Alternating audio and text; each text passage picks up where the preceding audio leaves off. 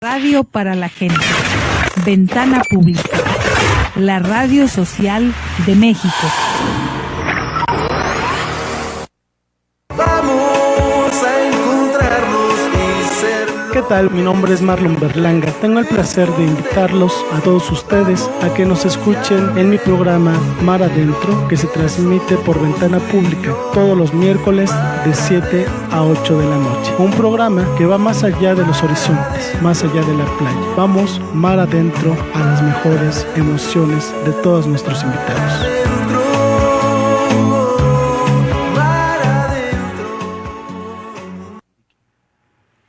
Muy buenas tardes, queridos amigos. Estamos aquí nuevamente agradeciendo que nos acompañen en una emisión más de Mar Adentro. En esta ocasión, el compañero Marlon Berlanga, como ya habrán visto quienes nos siguen por Facebook Live, no se encuentra por causas de fuerza mayor y está con nosotros Agustín Martínez Pacheco. Él es sociólogo, estudió en la UAM Azcapotzalco, se licenció con la tesis Cartografía del Estudio de la Violencia. Hoy tocaremos este tema de la violencia enfocada a algunas de las expresiones cinematográficas como son el cine documental, y también tocaremos un poco de algunos géneros periodísticos, principalmente la crónica, y cómo están tratando este asunto de la violencia. Bienvenido, Agustín Martínez, es un gusto realmente que estés aquí con nosotros.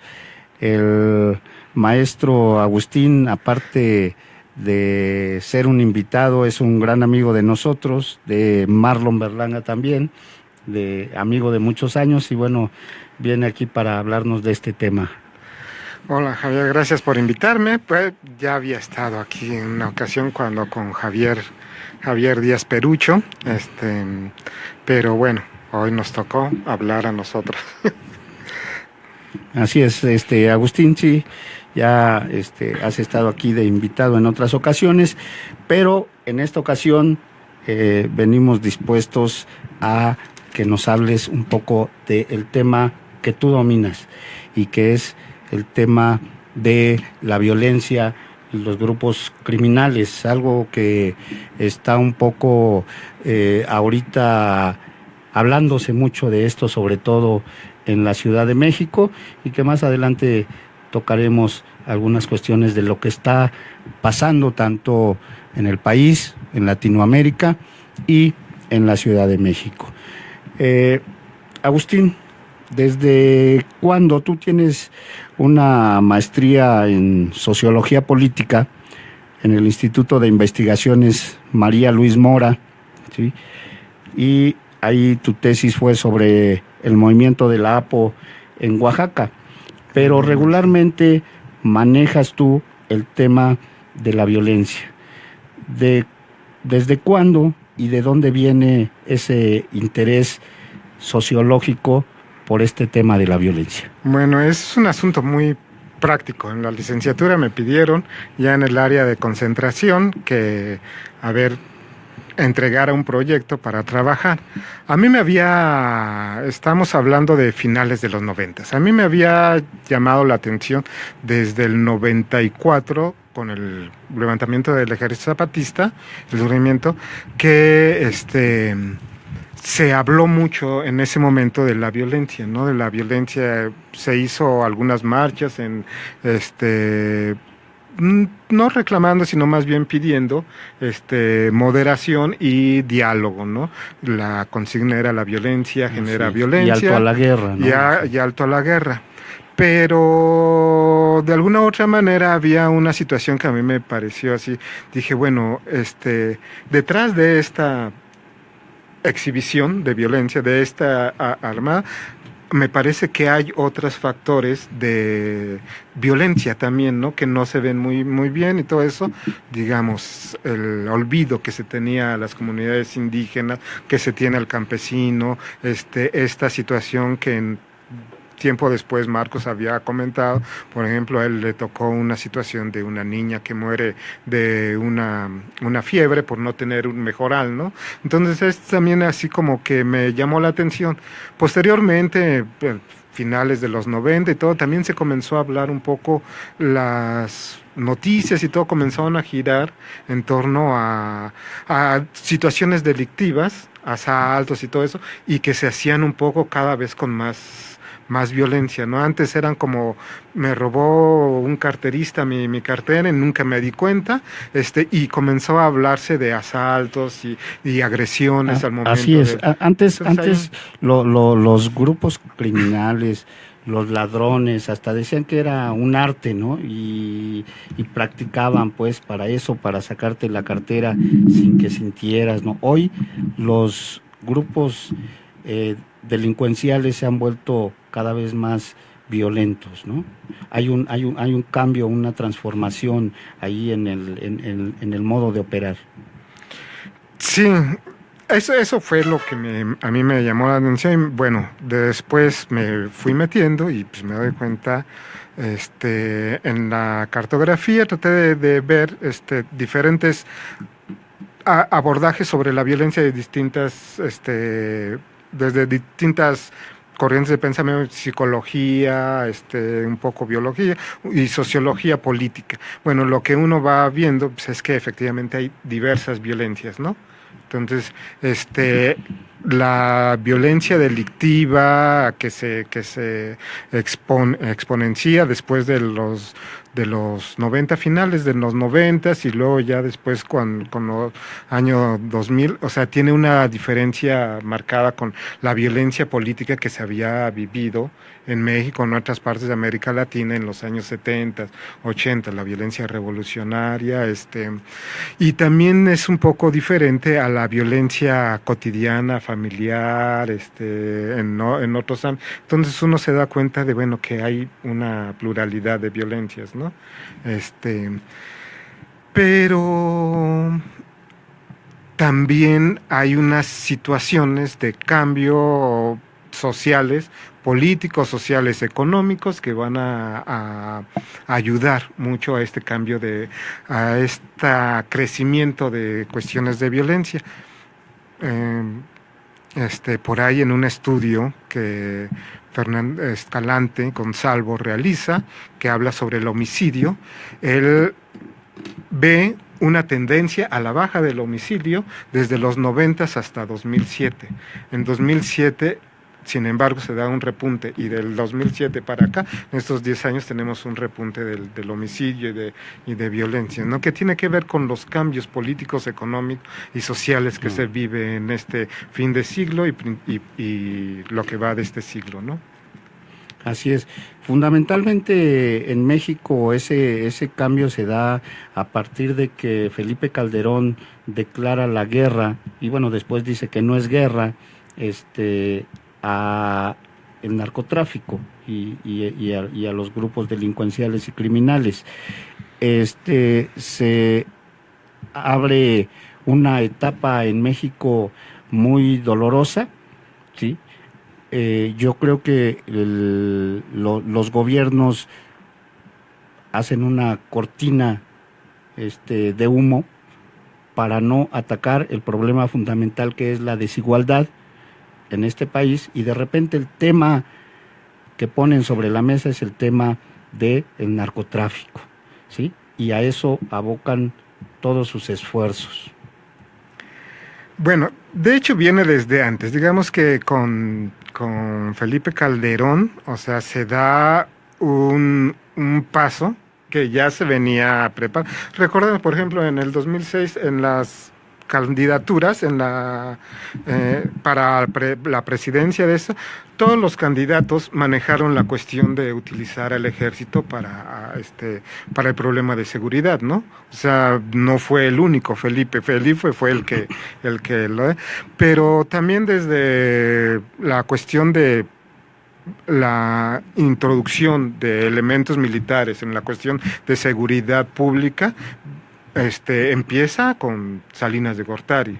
Salinas de Gortari cambia, bueno, desde antes, desde Miguel de la Madrid. Miguel de la Madrid deshace una corporación que se habría creado a mediados del siglo pasado, que es la Federal de Seguridad, y al enterarse o al saberse que tienen vínculos con narcotráfico y todo eso, y después del 86, el asesinato de Enrique González Camarena, se deshace la Federal de Seguridad por insistencia de Estados Unidos, y esta corporación se expulsa a todos y todo eso desde Miguel de la Madrid.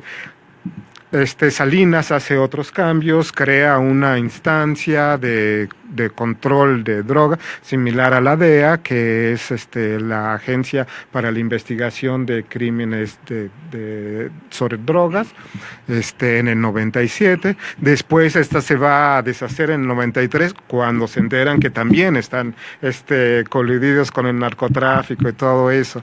Hay otra que crea Salinas, pero bueno, que pone a Rebollo, el general Rebollo, a cargo del SAR antidrogas en México, y unos años después dicen, bueno, trabaja para el cártel de Juárez, ¿no? Y es acusado y es encarcelado Rebollo. Entonces, desde esos años del 90 viene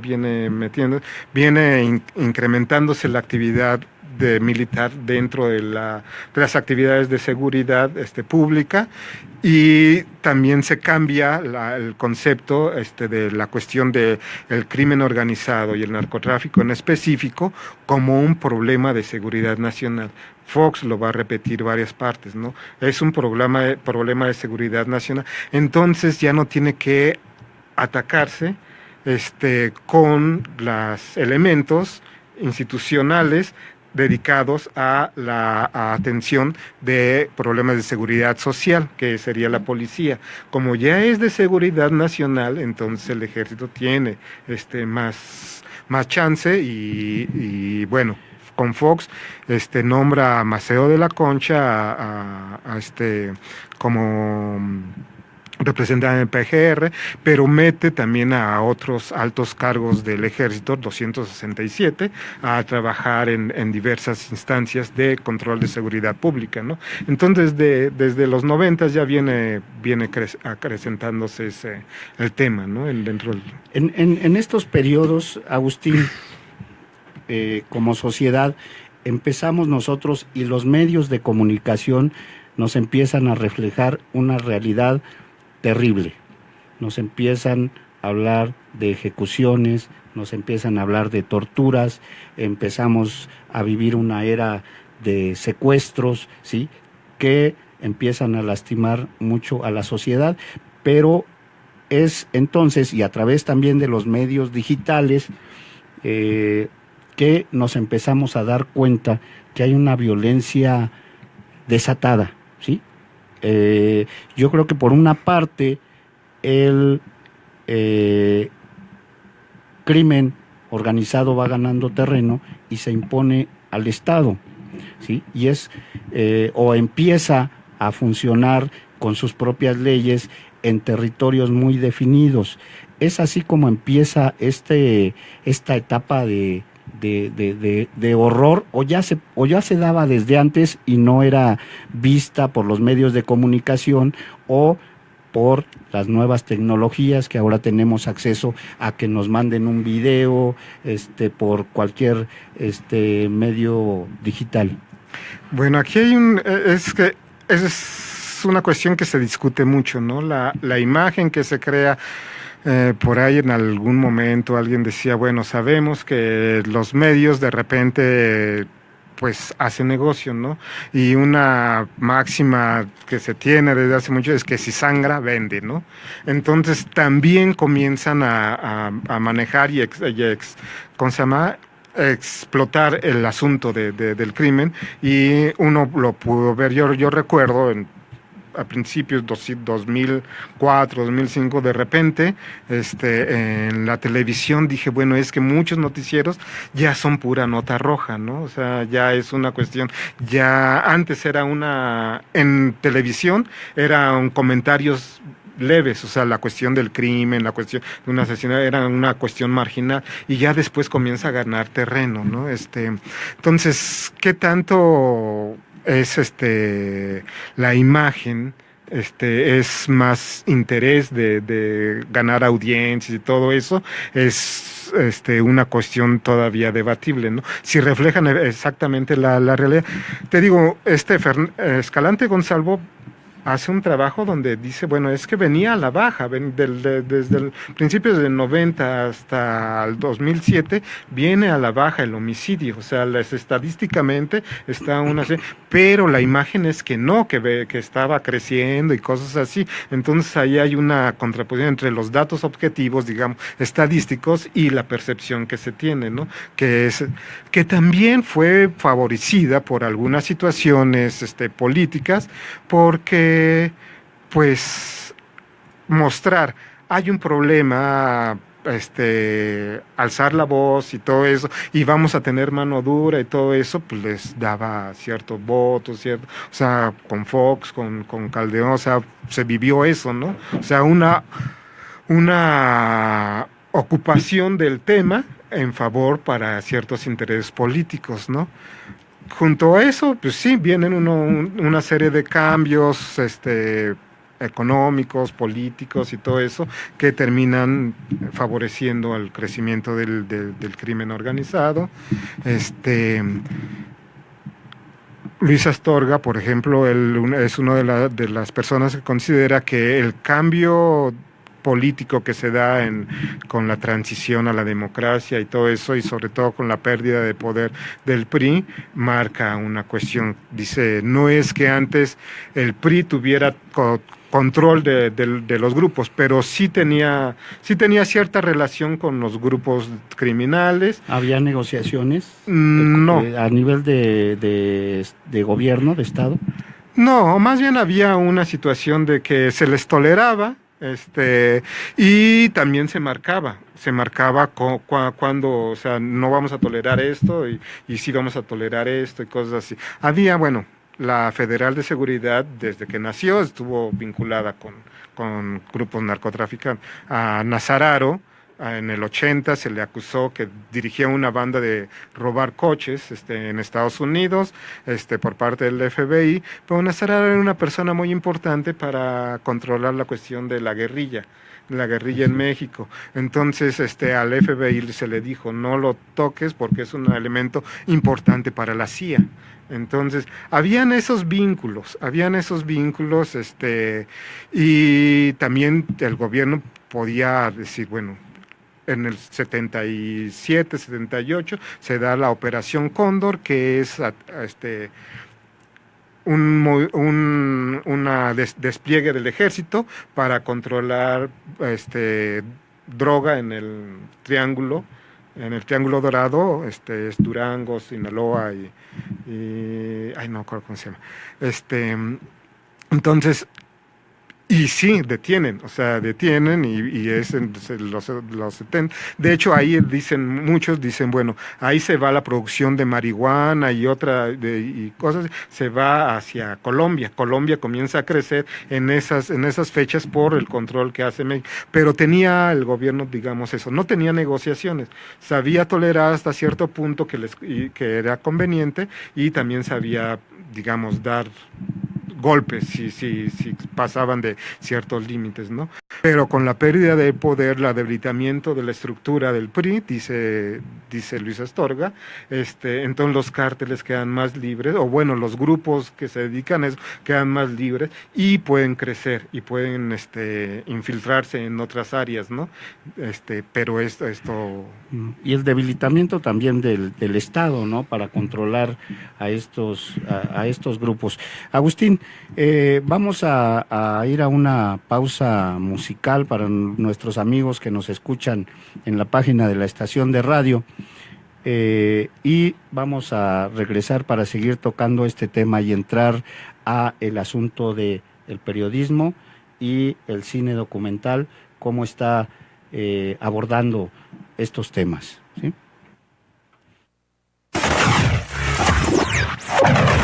Ventana Pública, la radio social de México.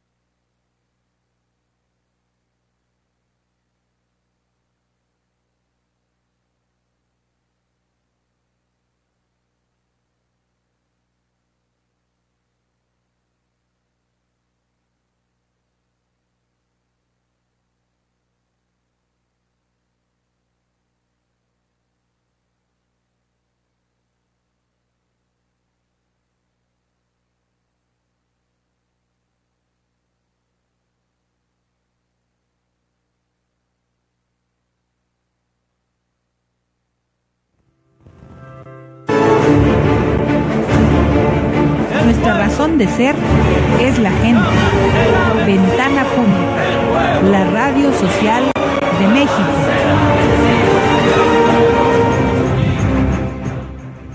Sí, amigos que nos sintonizan por la estación de radio Ventana Pública, estamos aquí en Mar Adentro platicando con Agustín Martínez Pacheco, maestro en Sociología Política, sobre el tema de la violencia.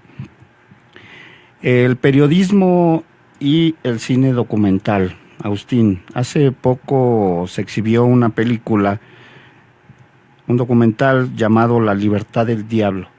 Es una película impactante, una película que obtuvo muchos comentarios en el Festival de Berlín, y quisiera que nos hablaras un poco de cómo aborda este tema de la violencia, Agustín.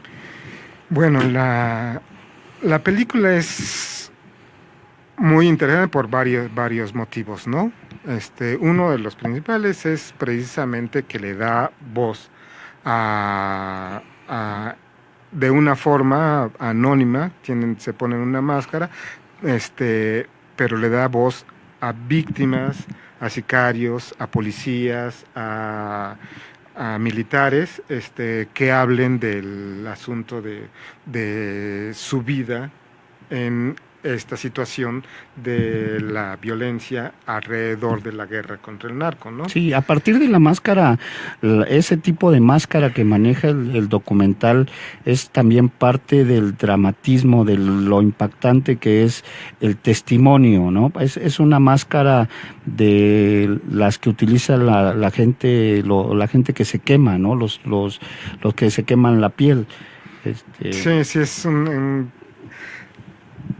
pues yo no sé bien qué tan dramático hubiese sido sin la máscara, ¿no? O sea, ver no sé si hubiese algo que dice él en una entrevista, Berardo González, que es el director, algo que dice es ver si se puede crear empatía con un rostro anónimo, ¿no?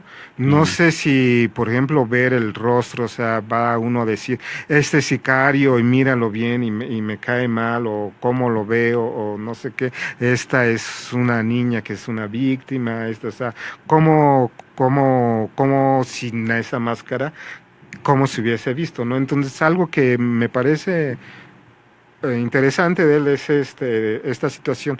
Él dice, dejar la mirada y dejar la voz, ¿no? Entonces, a partir de los ojos del otro y a partir de su testimonio, o sea, viendo a ver qué es lo que hace sentir al espectador, ¿no? Y una de las cosas que yo, desde mi punto de vista, que sí logra es precisamente escuchar esa voz, ¿no? No irse por quién es, sino más bien qué es lo que me está diciendo esa voz y cómo se refleja el sentimiento en los ojos de la persona que está narrando. Eso es importante. Y sobre todo es importante porque hace rato comentábamos de la situación de cómo se ha dado en los periódicos la cuestión de la violencia y todo esto, y de repente parece una situación de maniqueísmo, ¿no? Buenos y malos. Alguna vez un gobernador, no recuerdo, creo que de Veracruz, había comentado que los derechos humanos son para los humanos, no para las ratas, ¿no? Entonces esta situación, el presidente, que inicia la guerra, también manejó, Calderón también manejó ese discurso, ¿no? De que los buenos somos más, que es, bueno, una propaganda ya de televisión, los buenos somos más, pero esa situación, la película al dar voz, al dar esa mirada, al hacer así como que sí crea más empatía y nos sitúa en una situación fuera de ese maniqueísmo, y para comprender y para adentrarnos en ese universo de lo que están viviendo víctimas, victimarios, policías, militares, entonces cuál es su universo, ¿no? Entonces nos abre y quitar Berardo, en una entrevista que le hacen sobre la película, dice, yo creo que todos somos víctimas de un sistema social. Ahí es lo que dice, todos son víctimas, ¿no? Aún el sicario es una víctima, ¿no? Entonces eso me parece que lo logra muy bien. Y bueno, también sobre las crónicas periodistas, algunos cronistas que han hecho, también han tratado de recuperar esta parte social, humana, ese entretejido donde se dan las problemáticas de violencia, ese dolor, esta vivencia y todo eso. O sea, una de las cosas que decía el periodista de dos Javier, ¿cómo se llama? Javier Valdés. Decía, contar muertos, pues cualquiera lo hace, ¿no? Que cuenten el dolor, que cuenten la vida, que cuenten, o sea, eso es importante. Y creo que una de las cosas que han tenido un poco las crónicas periodísticas, ciertas crónicas periodísticas, es meterse a eso, no que quitar la nota amarillista o superar la nota amarillista o superar el conteo aséptico, objetivo, que no dice nada, ¿no? Entonces meternos en la vida de los otros, meternos en ese entramado social donde se dan para comprender un fenómeno que es bastante complejo, ¿no? Claro, verlo desde otra perspectiva, no solo de aquella que nos hace sentir cuando vemos un hecho de maldad, de tortura criminal o de asesinatos donde se ve una violencia muy fuerte, y eso nos hace pensar en que es una persona muy mala quien lo hizo, ¿no? Y tener cierto enojarnos, ¿no? Pues de cómo puede ser que haya personas tan sanguinarias, tan malvadas. Pero lo que hace este tipo de periodismo y el cine documental del que estamos hablando es darle voz también a esos victimarios, ¿no? Esos ejecutores desde el punto de vista más humano, ¿no? Pero siempre queda el asunto moral, ¿no? O sea, hasta dónde es el límite, hasta dónde verdaderamente estamos hablando de lo mismo, hasta dónde estamos hablando de que es lo mismo una víctima que un victimario en términos morales, Agustín. A mí la cuestión de repente me interesa, soy sociólogo, o sea, yo no sé, a veces dudo si haya personas buenas o malas, ¿no? Lo que sí sé, o sea, que partir de esa premisa de que estos son buenos y estos son malos para hacer análisis social no funciona, ¿no? Funciona. El análisis social tiene que estar en otro... Tratar de entender, tratar de comprender el fenómeno. O sea, una de las cosas que es en el estudio de la violencia se maneja mucho es que uno de los orígenes, raíces de la violencia es el dolor. Ya sea el dolor físico, tú me pegas, yo me voy a defender y te voy a hacer violencia, ¿no? O sea, pero también hay un dolor anímico, ¿no? Y hay dolor individual y hay dolores sociales, ¿no?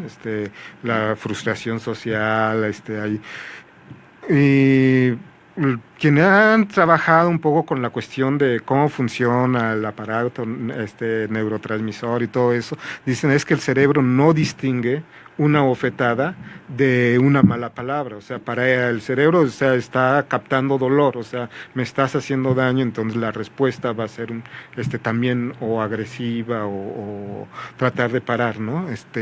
Entonces, una de las cuestiones es que estas victimarios, muchos de estos victimarios, también son gente, de alguna u otra manera que son ninguneadas por la sociedad, que son apartadas, que son, entonces, hay, por ejemplo, Óscar Martínez, que es un cronista, que él es salvadoreño, que ha trabajado mucho sobre los transmigrantes que pasan de la frontera sur de México hasta la frontera norte, comenta algunas cuestiones de gente que fueron asaltadas en el camino, migrantes, y que al rato ellos están haciendo lo mismo, ¿no? O sea, que se unen al grupo y todo eso, que son, entonces uno se pregunta, ¿cómo es posible? Tú fuiste una persona que fuiste atacada, fuiste golpeada, algunos violados, y luego estás en el mismo asunto, ¿no? Porque más o menos son las mismas víctimas, o sea, en muchos casos, o sea, son las víctimas. Hay una cosa que en la película, en el documental de Berardo se menciona, ¿no? Lo menciona un sicario y lo menciona un militar, ¿no? La obediencia, ¿no? O sea, estamos aquí, tenemos que obedecer, ¿no? O sea, entonces la cuestión ya no es tanto de ellos, ¿qué onda? O sea, su decisión propia o cosas así, porque le preguntan al sicario si siente feo alguna, dice sí, cuando tuve que matar a una familia, niños y todo eso sentí feo, pero bueno, dice órdenes son órdenes y tenemos que ver, si no las obedecemos nosotros somos los que vamos a sufrir. Igual lo dice el militar, ¿no? O sea, dice, bueno, nos damos cuenta que de repente no queríamos hacer eso, pero bueno, el obedecer órdenes deshumaniza, ¿no? Y si no obedecen, también si renuncio, a mí me decían que me iban a perseguir y todo eso, y yo iba a sufrir, ¿no? Entonces hay una cuestión que es por otra parte, es una relación social, unas decisiones políticas, unas decisiones económicas de otro orden, que hace que los individuos también se comporten de una cierta manera. Aquí algo que se ve muy claro en esta película es que a veces es toda esta situación de violencia, a veces es una cuestión de desempeño, tu labor como un profesional, ¿no? O sea, el sicario es un profesional. Dejo los sentimientos a un lado y soy un profesional. Sí, y pues a esto de repente, yo que no tengo ningún espacio, que no tengo a dónde ir, de repente me clavo aquí y me tengo que profesionalizar si quiero. Entonces es pues una actividad así como económica, como otra, de repente comienza Agustín, se me ocurre, por una parte, el origen de esta violencia. Somos sociedades en algunos países de Latinoamérica que hemos vivido esta violencia durante décadas, ¿no? Específicamente en Centroamérica vivimos varios levantamientos populares. En El Salvador, una guerra civil de varios años, donde surgen grupos contrarrevolucionarios que manejan un grado extremo de violencia. Esos grupos contrarrevolucionarios, educados o más bien entrenados en Estados Unidos, en la Escuela de las Américas, van a llevar esos métodos a la milicia en el enfrentamiento con la guerrilla. Pero después vemos, cuando termina el conflicto en El Salvador, vemos que esos métodos van a ser usados por las pandillas y los grupos criminales. ¿Por qué se da ese fenómeno? Hay una novelita de un salvadoreño que se llama Con el arma en el cuerpo. Ahorita se me fue el nombre de este escritor. Precisamente retrata muy bien este asunto. Es un chavo de 17 años que lo contacta a la milicia, lo enrola, lo entrena. La característica de este chico es que es de 1.90, entonces es fuerte y le ponen como apodo Robocop, ¿no? Él termina, lo entrenan, participa en una de estas guardias blancas, termina la guerra, lo despiden, le dan una indemnización muy poca y pues él lo que dice, lo que aprendí, lo que sé es hacer violencia, sé matar, sé utilizar armas, entonces comienza a hacer trabajos para quien pague, ¿no? Para narcotráfico, para por ahí un ladrón de autos, para el mismo gobierno, de repente lo contratan porque quieren matar a alguien, entonces pues va, pero digamos, la cuestión de es que hubo un aprendizaje en los grupos. Dos cosas. Por una parte, efectivamente, la Escuela de las Américas entrenó a varios grupos y varias de estas gentes que se entrenaron, caiviles en Guatemala, los Escuadrones de la Muerte en El Salvador, los Contras en Nicaragua, algunas de estas gentes van a después pasarse a la cuestión criminal, ¿no? Por otra parte, también recordemos que lo que decía hace rato, o sea, por ejemplo, la Dirección Federal de Seguridad en México estuvo vinculada con el narcotráfico y con eso. Y la cuestión es que se hicieron en México, en Centroamérica, en algunas partes de América del Sur, la policía funcionaba como una policía política. El gran enemigo en esos momentos era el comunismo, ¿no? Se toleró mucho la cuestión criminal, se relacionó mucho la CIA utilizó, recordemos el escándalo Irán Gay e Irán Contra, en Estados Unidos utilizó el dinero del narcotráfico para pagar grupos contrainsurgentes, para financiar eso, entonces se utilizaba, entonces por una parte había estos contactos, estos vínculos entre la cuestión criminal y una parte política que quería contra el comunismo. Cuando esto termina, finales, después de los 90 y todo, el comunismo ya no es el enemigo y todo eso, entonces pues lo que quedan son estas gentes que ya saben hacer violencia y los vínculos con la delincuencia, ¿no? En Colombia alguien decía también, ¿por qué tanta policía termina vinculándose? ¿Por qué gente de la gente termina vinculándose a los grupos? En México en el 97 se decía el 70% de los secuestros son de ex policías, son de grupos armados por ex policías, ¿no? Entonces, mucha que se entrenaron ahí también, que los gafes que formaron los Zetas, ¿no? En el 97 salieron de este entrenamiento de Estados Unidos, que los entrena para labores contra droga, contra insurgencia, contra guerrillas, pero también de manejo de comunicaciones y varias cosas, ¿no? Entonces de ahí se salen y se van y forman el GAFE, ¿no? Que primero como grupo armado dentro del Cártel del Golfo y que se separa del Cártel del Golfo en el 2007 y que se extiende por otras, pero bueno, con un entrenamiento militar muy importante, ¿no? Entonces, estos dos vínculos, permisibilidad política por intereses contra enemigos políticos comunistas, o a veces nada más era cualquier disidente, cualquier patriota, o sea que decía, están robando el oro de la nación o cosas así, ya era comunista, ¿no? Y el aprendizaje que se dio, ¿no? Claro. Agustín, no quisiera, pues el tiempo se nos ha ido volando, no quisiera que termináramos sin tocar el tema de lo que actualmente sucede en la Ciudad de México. Estamos viendo hechos inéditos. Estos bloqueos con camiones incendiados por las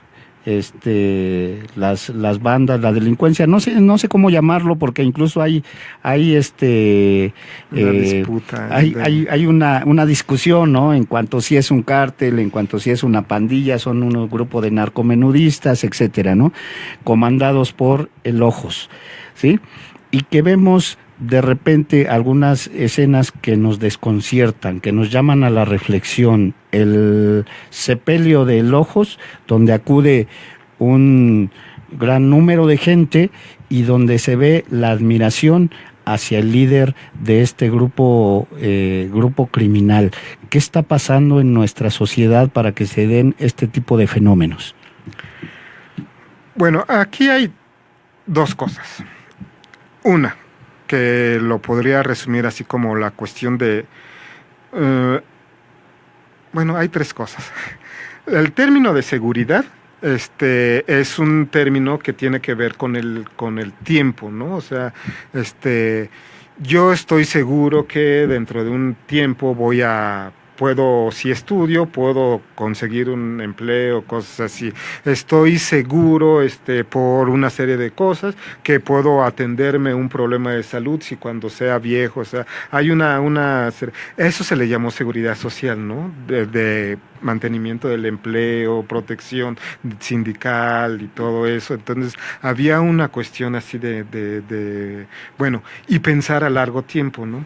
De repente se acaba un poco todo esto, o sea, el seguro médico, se acaba la seguridad de que si voy a estudiar, voy a conseguir un buen trabajo, la seguridad de que si me voy a dedicar voy a emprender un negocio, este negocio puede florecer y todo. El 80% en México ahorita, de los negocios que se emprenden, no duran 5 años, ¿no? Entonces, se acaba un poco eso y se comienza a vivir una temporalidad presente. O sea, ya no hay mucho pensar en el futuro y todo. Entonces, en el presente, de repente, lo que sucede es que cualquier cosa que te den es bienvenida, ¿no? Entonces, comienzas es uno también para, por ejemplo, las elecciones en el Estado de México, que dan tanto dinero, bueno, pues 500 pesos para mí es vivir 3 días, ¿no? Entonces, pero esa situación y los grupos como criminales, como de Ojos y todo eso, generalmente dan algo, o sea, entonces... Se convierten en benefactores de... Sí, aunque estén destruyendo, aunque se esté destruyendo el tejido social, aunque se esté destruyendo, pero la gente comienza a tener nada mirada a un tiempo muy corto, ¿no? En cualquier beneficio pequeño, cualquier oportunidad que se tenga, entonces, es lo único que queda, ¿no? Entonces, si él me dio una sonrisa o me regaló una lana o me dejó tener este negocio, entonces esa es una parte, la cuestión de la seguridad y el pensamiento y la vivencia de lo inmediato nada más. La otra parte también es el abandono de lugares, o sea, hay muchos lugares en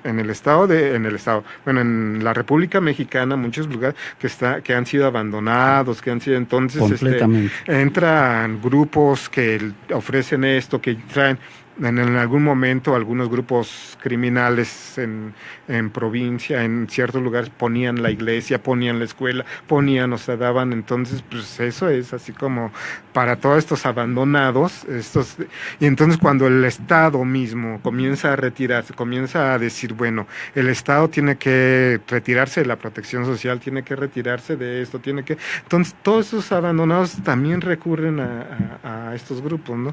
Recuerdo a Salvador Maldonado, trabaja mucho en Michoacán, dice en algún momento, bueno, a la familia cuando llega el operativo, comienzan a capturar, llega una señora y pide hablar con uno de los jefes, está el ejército, está el procurador de justicia de ahí, y ella quiere hablar con uno de los y llega y le dice, bueno, es que mi familia, mi hijo lo asaltaron acá, no sé qué, y yo pido su entrada. Él está preso y no pela a los militares, no pela, o sea, va con el que está preso para pedirle un favor de seguridad, ¿no? Entonces, o sea, estos grupos abandonados imparten justicia, entre comillas.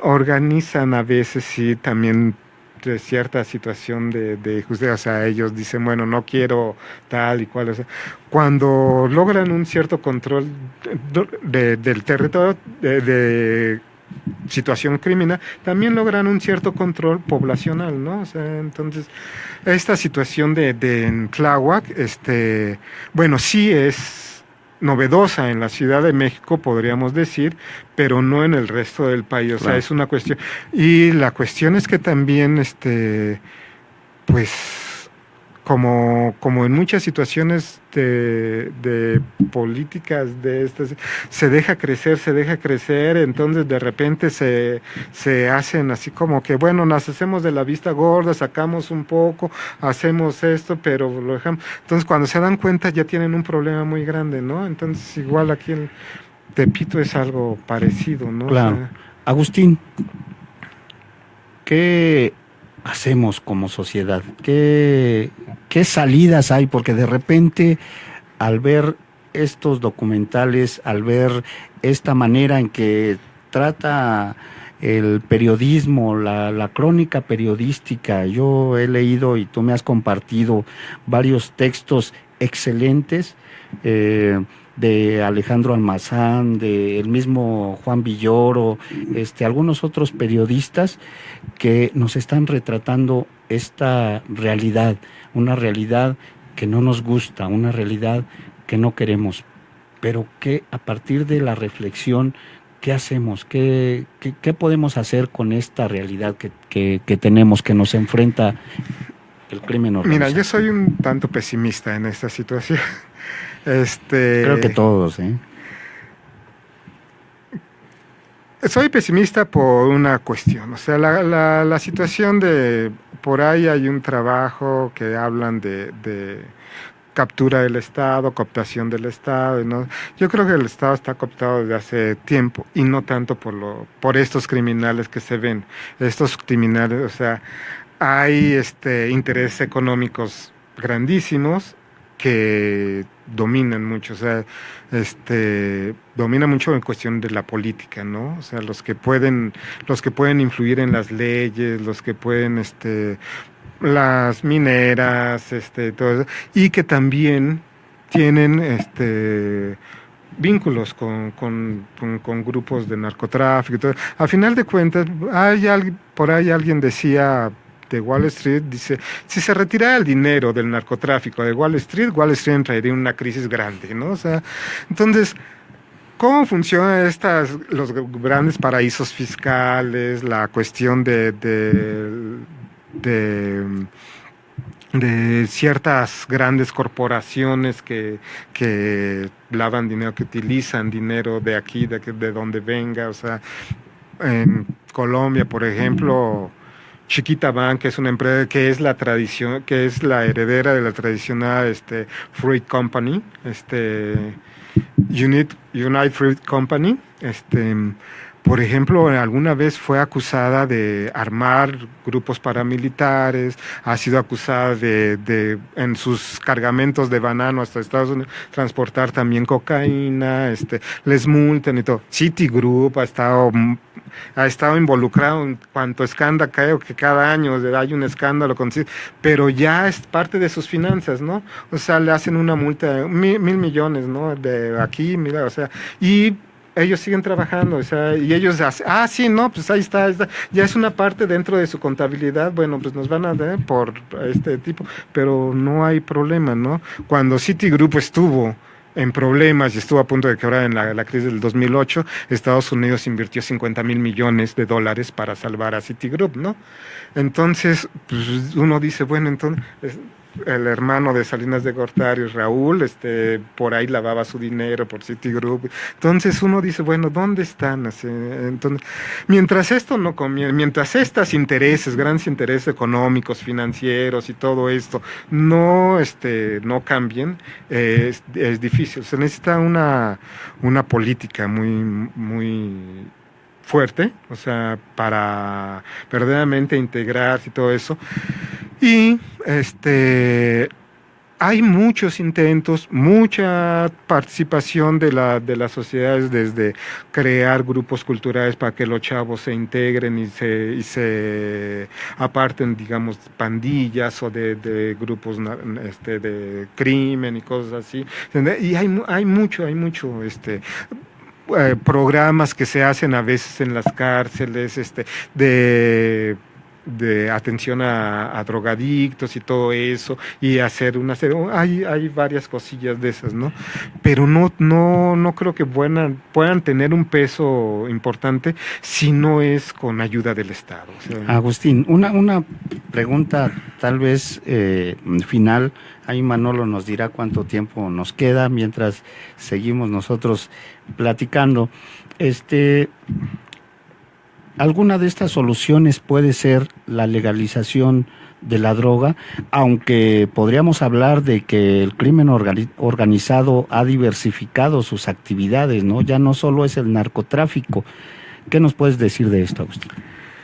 Bueno, una de las cosas de la violencia es que es un negocio que es rentable porque está prohibido. Pero también el carácter que está prohibido, el negocio del tráfico de drogas, hace que la violencia cumpla el papel de la ley, ¿no? Toda transacción económica tiene lo que se llama costos de transacción, desde el mismo idioma en que está redactado un documento, una serie de cosas, ¿no? Entonces, la queja ante un mal servicio, todo eso está regulado desde el Estado y con una serie de reglas. Aquí no, aquí está una situación prohibida. Entonces, la violencia funciona como ley. La violencia funciona para castigar malos comportamientos, para amenazar, para conseguir ventajas en una transacción, para quitarse a la competencia. Entonces, la violencia es parte de esto porque está prohibido. Ahora bien, efectivamente, o sea, si se legalizara una droga, por ejemplo, la marihuana, no tendría muchos efectos actualmente, porque cambian. De hecho, ya la marihuana desde hace tiempo dejó de ser un elemento muy... El 80% de la marihuana que se consume en Estados Unidos se produce en Estados Unidos. Ya no es un elemento importante en el negocio de las drogas, ¿no? Por eso, porque ya no funciona tanto, pues ya lo quieren legalizar, ¿no? Y a ver, se me fue ahorita el otro elemento, era la cuestión de la diversificación. Así es. Si se legalizara una serie de drogas y todo eso, de todos modos hay una serie de negocios, el trato de personas, la pornografía infantil, el robo de vehículos, la extorsión de comercios, hay una serie de negocios que ya son parte, entonces igual simplemente muta, ¿no? O sea, bueno, ya no tenemos este negocio, nos vamos a este otro, ¿no? Y al contrario, digamos, hasta podría ser que la misma legalización de droga podría ser incentivo para que por ahí laven dinero de los otros negocios, ¿no? Claro. Entonces ya no tiene un peso, o sea, creo que tendría que ser una estrategia muy amplia, o sea, ver no una droga, no la marihuana, sino todas las drogas, cómo los vemos y cómo también atacamos a los otros negocios, cómo atacamos al blanqueo de capitales, o sea, una estrategia amplia. Integral y bastante, porque si no funcionará el asunto, ¿no? No disminuirá la violencia, ¿no? O sea, hay muchos otros negocios que todavía funciona el tráfico de armas y cosas así. Estados Unidos se queja mucho por el tráfico de drogas hacia ellos, pero pues no hace nada, o sea, la frontera para vigilar que no entre droga tiene 4,000 gentes, pero para vigilar que no pasen armas de allá para acá tiene 40, ¿no? O sea, entonces es una cuestión así, a ellos no les importa exportar armas, pero bueno, pues quieren Estados Unidos es paradójico. Quieren una frontera abierta a todo comercio y quieren una frontera cerrada para lo que no les gusta, ¿no?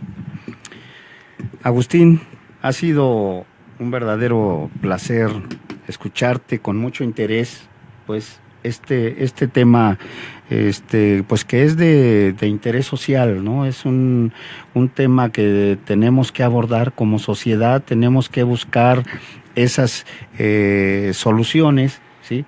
Siempre es grato que nos visiten los amigos y este programa inicialmente está pensado para eso, para que nuestros amigos talentosos, pues estudiosos de algún tema, nos compartan como nos han compartido de manera privada en esas noches en que intentamos cambiar el mundo, en esas tardes de tomar un trago y de platicar, un café, un refresco, porque algunos amigos ya abandonaron el alcohol, el tabaco, y bueno, pero lo importante es que están aquí.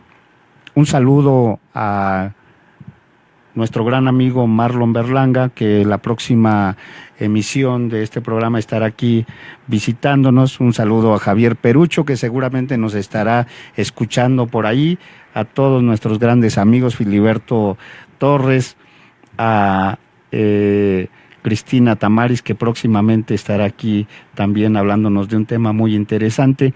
Y pues en esta ocasión yo te agradezco mucho que hayas estado en este programa. Bueno, pues gracias a ustedes por invitar y todo eso. Pues hay muchas cosas que se quedan todavía. A final de cuentas nos distrajimos un poco, íbamos a hablar de periodismo y cosas de eso. Ya nos clavamos con eso, pero bueno. Claro. Espero que haya sido interesante la plática. Claro, Agustín, y sí, te voy a comprometer para que nos sigas visitando, para que estos temas que se quedaron ahí relegados los retomemos, para que hablemos del periodismo, cómo aborda el tema de la violencia y algunos otros temas en los que tú seguramente nos darás luz. Muchísimas gracias a todo nuestro auditorio. Le damos gracias a Manolo, que está ahí en los controles, y los esperamos en otra emisión más de Mar Adentro por la estación de radio Ventana Pública. Vamos a encontrarnos y ser. ¿Qué tal? Mi nombre es Marlon Berlanga. Tengo el placer de invitarlos a todos ustedes a que nos escuchen en mi programa Mar Adentro, que se transmite por Ventana Pública todos los miércoles de 7 a 8 de la noche. Un programa que va más allá de los horizontes, más allá de la playa. Vamos mar adentro a las mejores emociones de todos nuestros invitados.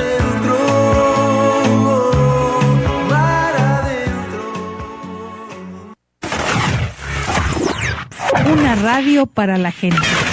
Ventana Pública. La radio social de México.